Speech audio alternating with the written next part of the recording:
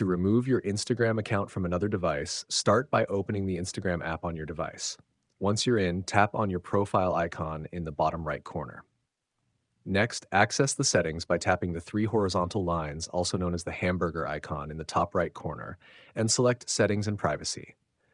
From there, navigate to the Account Center and then go to Password and Security. Here, you'll find an option called Where You're Logged In, which shows all the devices currently logged into your account. Tap on Select Devices to log out, and then choose the specific device you want to disconnect. Confirm your choice when prompted to log out.